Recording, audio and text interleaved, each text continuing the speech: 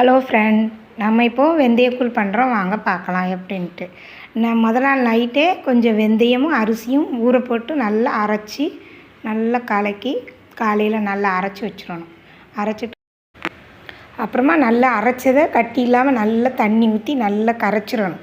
முதல் நேரத்தில் நல்லா ஊற போட்டு நல்லா கட்டியாக அரைச்சி வச்சோமா, தண்ணி விட்டாமல் மறுபடியும் இப்போ நல்லா தண்ணி ஊற்றி எவ்வளோ நீங்கள் தண்ணியை நல்லா ஊற்றி கரைச்சி வச்சுக்கிட்டிங்கன்னா உங்களுக்கு நல்லா சூடு வரும்போது கிளறி விட்டால் போதும், கட்டி ஆகாது.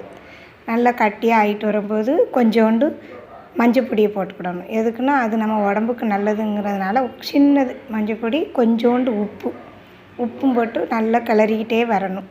நல்லா கட்டி சேர்ந்து வருது, இன்னும் கொதி வரலைன்னா நம்ம தேவைக்கு முட்டை அடித்து ஊற்றணும். முட்டையை நல்லா கலக்கி வச்சுக்கிட்டு ரெடி பண்ணி வச்சுட்டு அதுக்கப்புறம் அது நல்லா சேர்ந்து வரும்போது முட்டையும் தூக்கி ஊற்றி உப்பு நம்ம ஏற்கனவே போட்டுட்டோம் கொஞ்சோண்டு.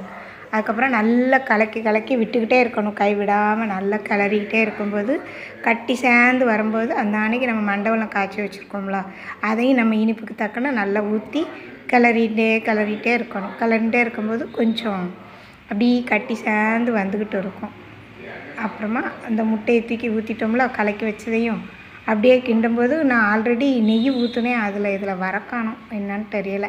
நெய்யையும் காணாத அளவுக்கு கொஞ்சம் நெய் ஊற்றி கிளறி விட்டு அப்புறமா கொஞ்சம் தேங்காவை திருவி வச்சுக்கிடணும்.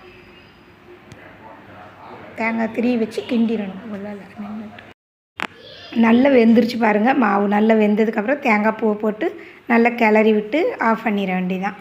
அது என்னடான்னா நம்ம காலையில் நனைய போட்டாலும் பரவாயில்ல, அரிசி உடனே ஒரு 2 மணி நேரத்தில் ஊறிடும். நீங்கள் காலையில் அரைச்சி தான் பண்ணணும், மாவெல்லாம் புளிச்சிடக்கூடாது. அந்த மாதிரி செஞ்சு குழந்தைகளுக்கு கொடுங்க. நல்ல வெந்தயக்கூழ் சாப்பிட்டா உடம்புக்கும் நல்லது, சூடு குறைஞ்சிக்கிடலாம். ஒரு வித்தியாசமான சாப்பாடாக காலையில் டிஃபனாக சாப்பிட்டுக்கலாம். நல்லா அவ்வளோதான், வேறு என்ன சொல்கிறது உங்களுக்கு, நீங்களே பார்த்துக்கிடுங்க.